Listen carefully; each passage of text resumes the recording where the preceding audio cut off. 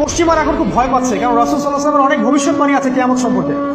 ওরাও এখন খুব ভয় পাচ্ছে, ওভার কনসিয়াস যে এগুলো তো হতেই পারে। এটাকে ঠেকানোর যত পদ্ধতি তারা অবলম্বন করছে, কিন্তু লাভ হবে না। প্রতিটা ইস্যু ওদের বিপর্যয় ডেকে আনবে। যে কোনো ইস্যু হোক, সেটা প্যালেস্টাইন বা কাশ্মীর, হোক সেটা আফগানিস্তান বা পাকিস্তান বা বাংলাদেশ বা বার্মা, কোনো ইস্যুই তাদের জন্য কল্যাণ বয়ে আনবে না। যদি কল্যাণ বয়ে আনে, শুধু মুসলিমদের জন্যই আনবে।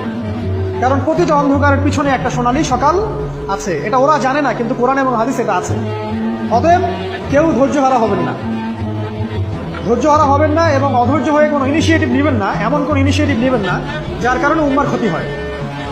কারণ সামনে যে সময়টা আসছে, এটা আমাদের বিজয়ের সময়, ওদের বিজয়ের সময় নয়। All you have to do, আপনাকে শুধু এতটুকু করতে হবে, জাস্ট বি প্রিপেয়ার ইউরসেলফ।